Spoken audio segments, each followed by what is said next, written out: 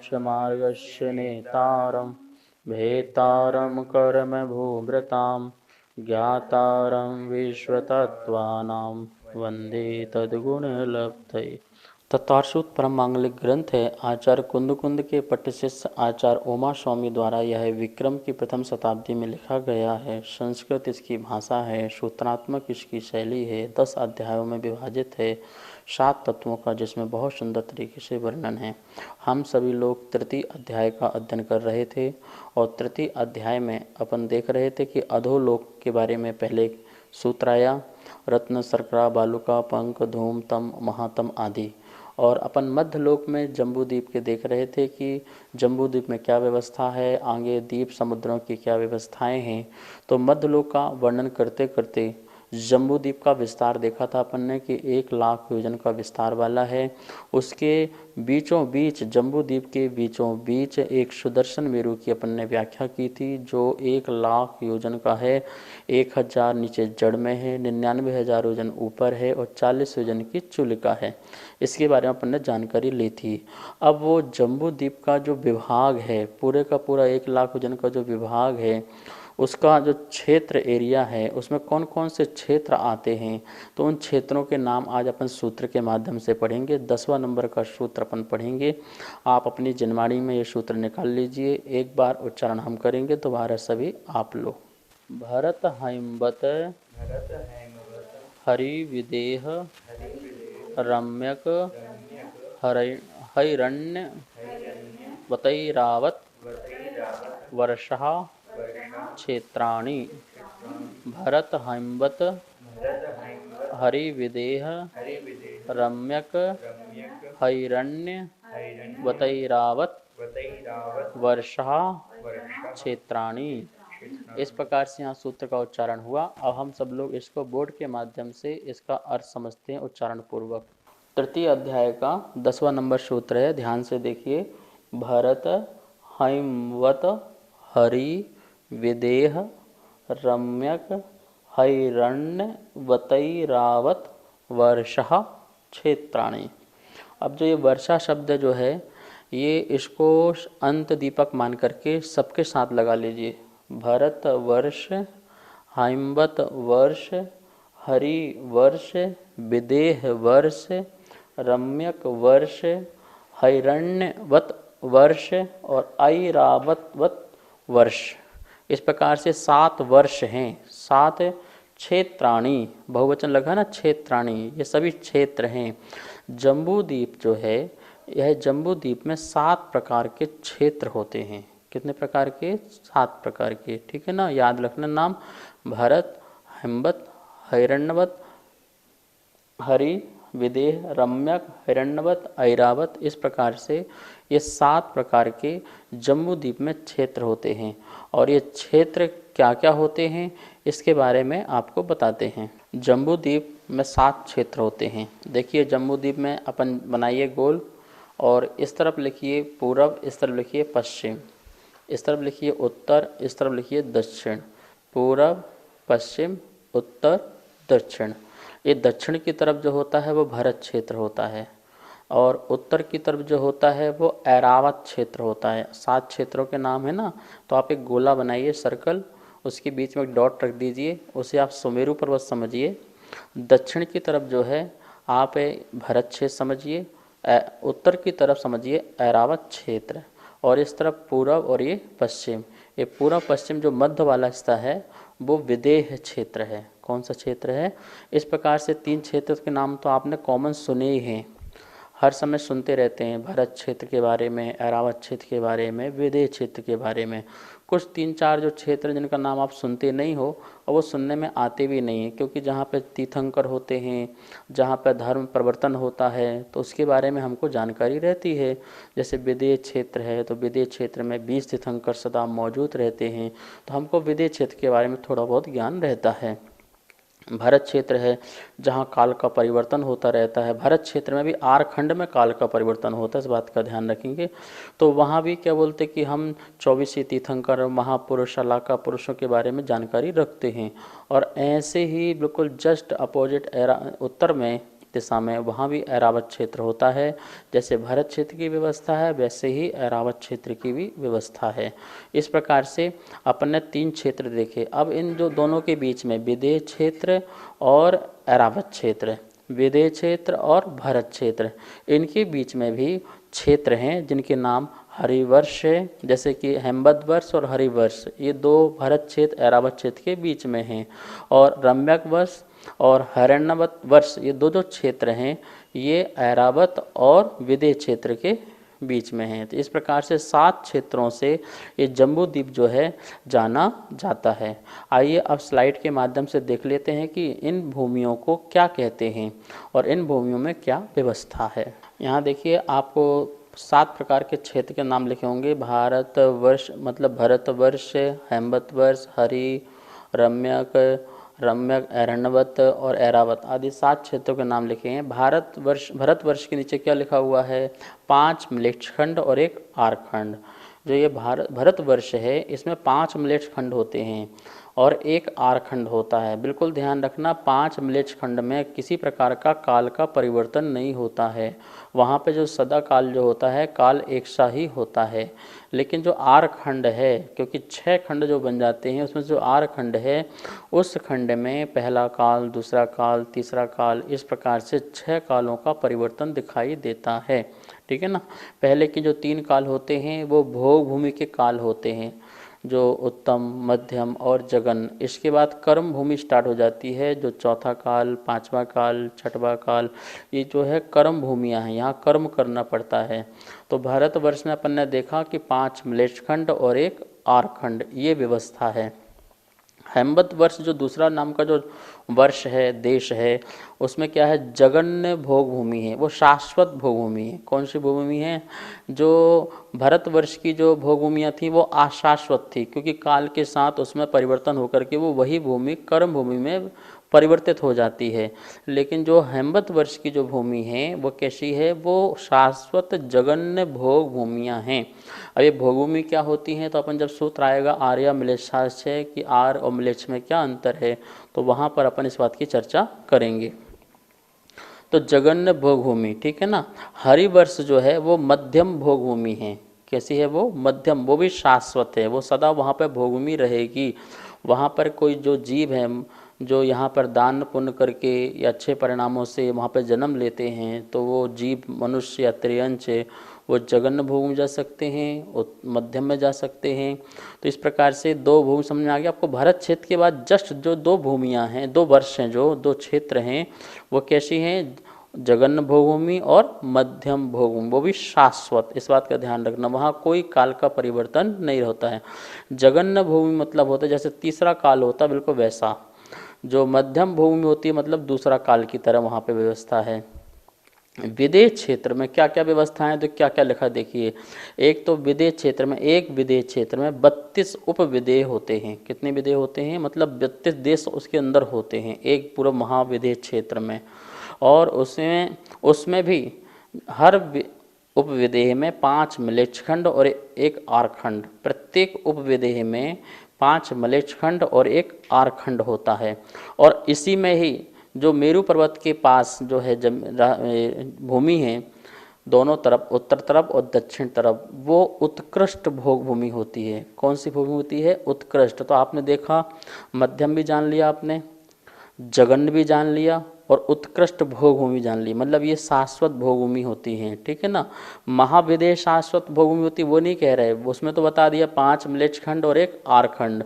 और वहाँ के आरखंड में सदा ही चौथर्थ काल चलता है, चौथा काल चलता है। वहाँ भी कोई काल का परिवर्तन नहीं होता, वहाँ हमेशा चौथा काल ही रहता है। काल का परिवर्तन सिर्फ भरत क्षेत्र में और ऐरावत क्षेत्र के आरखंड में होता है, बाकी कहीं भी काल का परिवर्तन नहीं होता है। जहाँ जो काल है वही काल ही रहता है। इस बात को अच्छी तरह से आप अपने हृदय में, मन में रख लेना। अब देखिए विदेह क्षेत्र के बाद क्या है? रम्यक क्षेत्र है, रम्यक वर्ष है। वह कौन सी भूमि है? वह मध्यम भोग भूमि है। तो देखा आपने, 2 मध्यम भोग भूमि हो गई। ठीक है।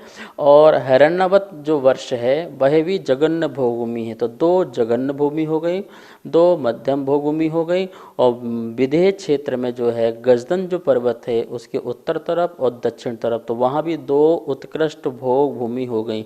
इस प्रकार से जम्बू द्वीप में 6 भोग भूमियाँ हैं। कितनी हैं? 2 जगन्न, 2 मध्यम और 2 ही उत्कृष्ट है। ठीक है।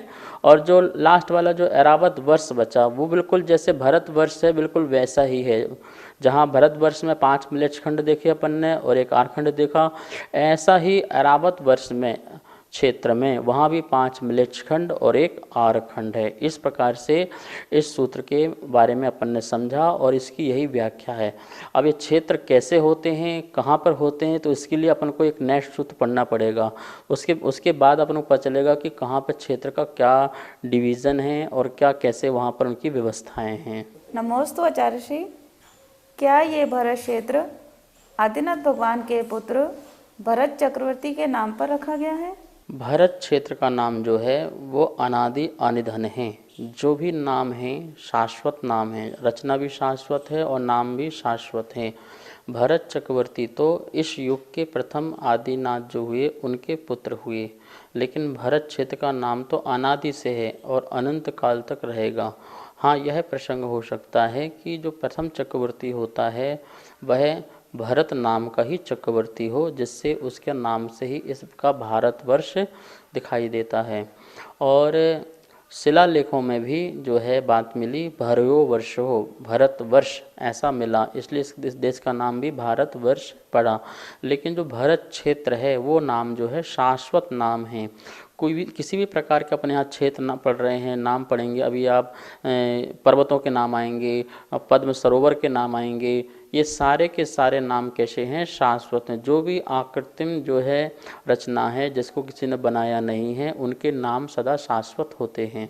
यह जो व्यवस्था है समस्त 3 लोक की व्यवस्था है। जैसे सौधर में इंद्र का नाम, धरणेन्द्र पद्मावती का नाम, भवनवासी देवों का नाम, वेंतरों के नाम, जो भी नाम हैं 16 स्वर्गों के, अहिमिंद्रों के, वो सभी के सभी नाम जो हैं शाश्वत होते हैं, उनमें किसी प्रकार का अंतर नहीं आता है। ऐसे क्षेत्र जो बने हुए हैं मध्यलोक में और जो अधोलोक की जो व्यवस्था है रत्न, शर्करा, वालुका, पंख, ये सब जो नाम है वो शाश्वत नाम है, इनमें कभी भी अंतर नहीं आता। इसी प्रकार से जो अकृत्रिम चित्तालय जो हैं उनके भी नाम जो हैं शाश्वत होते हैं।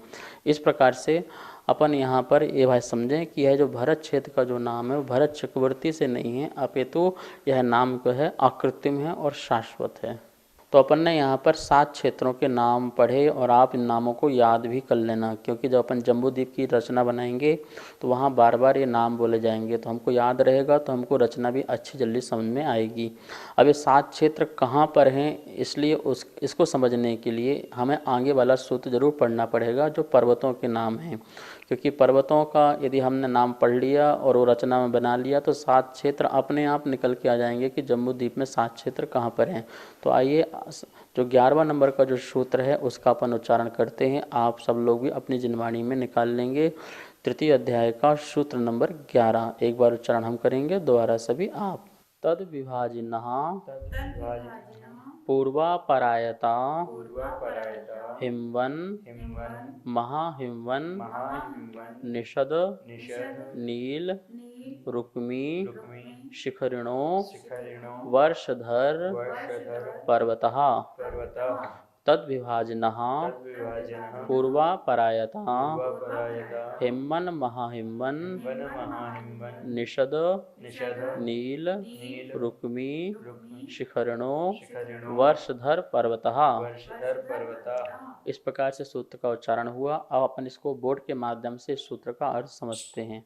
तो तृतीय अध्याय का सूत्र नंबर जो 11 है, देखिए यहाँ पर तद विभाजनः पूर्वापरायता हिमवन महाहिमवन निषद नील रुक्मी शिखरिणो वर्षधर पर्वतः। इस प्रकार से ये सूत्र का उच्चारण है। तद विभाजनः, उसका विभाजन, किनका विभाजन? वो जो जम्बूद्वीप है उसका विभाजन क्या होता है? पूर्व परायता। ये देखिए इसके 3 निकलेंगे, पूर्व अपर आयता, पूर्व अपर आयत, पूर्व मतलब एक दिशा है और अपर मतलब पूर्व से विपरीत मतलब पश्चिम। तो पूर्व और पश्चिम की ओर आयता लंबे, आयता लंबे क्या है, हिमवन नाम का एक वर्षधर है, एक महाहिमवन नाम का क्या है, वर्षधर है, फिर निषद नाम का एक वर्षधर है और एक नील नाम का एक वर्षधर है और रुक्मी नाम का एक वर्षधर है और शिखरिणु नाम का एक वर्षधर है। इस प्रकार से पर्वतः ये जो हैं 7 जो हैं पर्वत हैं, ठीक है ना। ये पर्वतः इन सब के लिए ये 7 प्रकार के पर्वत होते हैं जिनको वर्षधर कहते हैं, जिनको कुलाचल भी कहते हैं। क्या कहते हैं, ये अचल रहने के कारण ये कुलाचल कहलाते हैं। तो इस प्रकार से तद विभाजन, हाँ हम ये कह सकते हैं जो 7 क्षेत्र हैं पढ़े अपन ने पीछे, उन 7 क्षेत्रों का विभाजन कैसे होता है। तो उन 7 क्षेत्रों का भरत, हेमवत, हरि, विदेह आदि जो हैं उन 7 क्षेत्रों का विभाजन डिवीज़न किस चीज़ के आधार से होता है, तो इन 7 पर्वतों के आधार से होता है। फिर देखिए पहला है हिमवन, महाहिमवन, निषद, नील, रुक्मी, शिखरणों। इस प्रकार से ये जो हैं 6 पर्वत हैं। कितने हैं, 6 पर्वत हैं। 6 पर्वतों के माध्यम से 7 क्षेत्रों का विभाजन हो जाता है। तो कहाँ कैसे विभाजन करना है, पूर्व से पश्चिम, पूर्व प्लस अपर, पूर्व प्लस अपर, अपर मतलब पूर्व से विपरीत मतलब पश्चिम, पूर्व से पश्चिम ऐसे आयता लंबे। ये पर्वत कैसे हैं, पूर्व से पश्चिम की ओर गए हैं और लंबे हैं। ऐसे पर्वतों का यहाँ पर अपन को विभाग करके 7 क्षेत्रों को समझना है। तो इस प्रकार देखिए ये पूरा जो है जम्बू द्वीप, ठीक है ना, जो 1 लाख योजन विस्तार वाला जम्बू द्वीप है। और जम्बू द्वीप के मध्य में बिल्कुल सुमेरु पर्वत, जिसका अपन ने बताया था 1,40,000 योजन पूरा, ज़मीन से लेकर के चूलिका तक का। और ये जो पूरब, इस तरफ पश्चिम, ये उत्तर और ये दक्षिण। इस प्रकार से अपन 4 दिशाएं बना लेते हैं, पूरब, पश्चिम, उत्तर और दक्षिण, ठीक है ना। अब अपन ने जो ये पर्वत के नाम लिखे हैं उन पर्वतों के नाम बिल्कुल याद रखना, हिमवन, महाहिमवन, निषद, नील, रुक्मी, शिखरण। ये 6 पर्वत। देखिए पहला पर्वत देखिए ये लिखा है, ये जो पर्वत ये पूरब से कहाँ जा रहा है, पश्चिम जा रहा है, ऐसा ध्यान रखना, ठीक है ना। तो ये उत्तर से दक्षिण नहीं आ रहा, ये दक्षिण से उत्तर नहीं जा रहा, एक दिशा से दूसरा। अपन ऐसा भी कह सकते हैं पश्चिम से पूरब या पूरब से पश्चिम, लेकिन उत्तर से दक्षिण, दक्षिण से उत्तर, ऐसा डिवीजन नहीं है, ठीक है ना। पूरब से पश्चिम की ओर डिवीजन है। ये पहला पर्वत का नाम है। आप चाहो तो अपनी कॉपी में नोट कर सकते हो और यहाँ पर लिख सकते हैं पहले पर्वत का नाम हिमवन नाम का पहला पर्वत। कौन सा, हिमवन। दूसरा नाम क्या है इस पर्वत का नाम, ये महाहिमवन नाम का ये दूसरा पर्वत है, ठीक है ना। और इस पर्वत का नाम क्या है, ये निषद, निषद नाम का। तो फिर ध्यान रखिए यहाँ पर हिमवन, महाहिमवन और निषद, ये 3 पर्वत तो आ गए कहाँ पर, ये दक्षिण की तरफ आ गए। मतलब जो अपना ये सुमेरु पर्वत है तो इसकी दक्षिण की तरफ ये 3 पर्वत आ गए। अब सुमेरु के अपन उत्तर तरफ चलें तो उत्तर की तरफ भी 3 पर्वत आ जाएंगे। कौन से हो जाएंगे, निषद की बात कौन सा होगा, नील, रुक्मी और शिखरिन। इस प्रकार से इस पर्वत का नाम बोलेंगे नील, इसको बोलेंगे रुक्मी और इसको बोलेंगे शिखरिन। इस प्रकार से 3 पर्वत ये हो गए। तो अपन ने देखा मेरू के दक्षिण तरफ 3 पर्वत और मेरू के उत्तर तरफ 3 पर्वत, और कैसे जा रहे हैं ये, पूरब से पश्चिम की ओर। फिर एक बार देख लीजिए, हिमवन, महाहिमवन, निषद, नील, रुक्मी और शिखरिन। इस प्रकार से कितने पर्वत हो गए, 6 पर्वत हो गए। अब अपने सूत्र नंबर 10वें में पहुंच जाइए। जो अपन ये 11वां नंबर का सूत्र का पढ़ रहे थे, अब 10वें नंबर सूत्र में पहुंच जाइए। वहाँ पे कितने क्षेत्र के नाम पढ़े थे अपन ने, 7 क्षेत्रों के नाम पढ़े थे। और वो जो 7 क्षेत्र हैं उन 7 क्षेत्रों को कहाँ पर देखते हैं, तो अपन देखिए चित्र में देखते हैं कहाँ पर हैं वो। ये वाला जो है ये है भारतवर्ष। कौन सा है ये, भारतवर्ष। 7 क्षेत्र में जो पहला क्षेत्र था ये दक्षिण की तरफ है भारतवर्ष, ठीक है ना। उसके बाद जो ये वाला था ये कौन सा था, भारत के बाद हेमवत, हेमवत है ना, तो हेमवत वर्ष, पहला भारतवर्ष, दूसरा हेमवत वर्ष, और तीसरा जो ये वाला है ये इसको बोलते हैं हरिवर्ष। तीसरा क्षेत्र कौन सा हुआ? हरिवर्ष। ये पूरा का पूरा जो है ये विदेह वर्ष हुआ। कौन सा हुआ? विदेह वर्ष, ठीक है ना। और इसके बाद अपन जब आएंगे तो ये रम्यक वर्ष हो जाएगा। ये वाला कौन सा है? रम्यक वर्ष। और ये है हरण्यवत वर्ष, ठीक है ना। और ये वाला जो लास्ट वाला है ये ऐरावत वर्ष है। इस प्रकार से इस तरफ भरत है, दक्षिण तरफ भरत है और उत्तर की तरफ कौन सा है? ऐरावत वर्ष है। तो इस प्रकार से देखा अपन ने 6 पर्वतों के कारण जो बीच के जो एरिया निकले, क्षेत्र निकले, उनको अपन ने वर्ष कहा। क्या कहा? वर्ष कहा। तो 6 पर्वत के कारण 7 जगह अपन को खाली स्थान मिले और वो जो खाली स्थान हैं वो क्षेत्र के नाम हैं। किसके नाम हैं? भरत, हिमवत, हरि, विदेह और यहाँ रम्यक, हरण्यवत और ऐरावत वर्ष। इस प्रकार से अपन ने ये 7 क्षेत्र जान लिए। 10वें नंबर सूत्र का अपन ने भी यहाँ देख लिया क्षेत्र कहाँ पर है।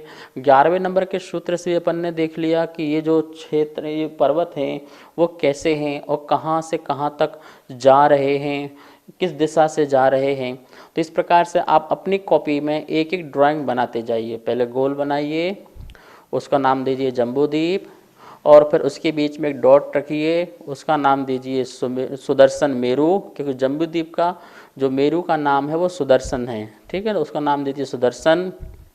और फिर जो अपन ने 11वां नंबर का सूत्र पढ़ा है उसको सूत्र के अनुसार आप 6 पर्वत बना दीजिए। 3 पर्वत इस तरफ, 3 पर्वत उस तरफ, अपनी ड्राइंग में बनाते जाइए।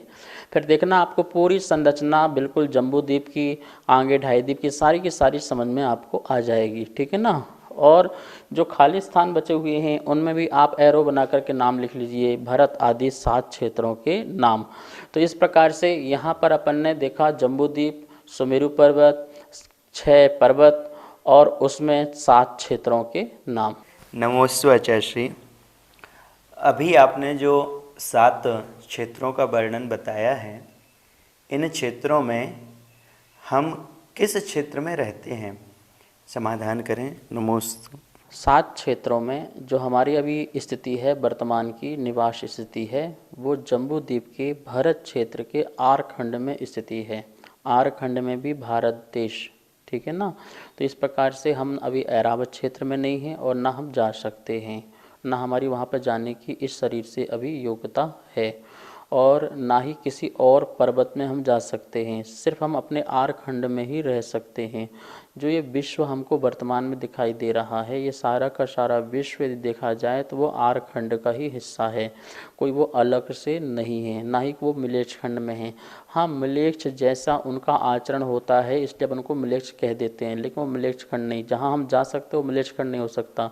सिर्फ चक्रवर्ती ही जो है जो आर खंड के बाहर मिलेच्छ खंडों में आकर जाकर के अपना वर्चस्व बढ़ाता है, अपना साम्राज्य बढ़ाता है। हम सब लोग वर्तमान में भरत क्षेत्र के आर खंड में हैं।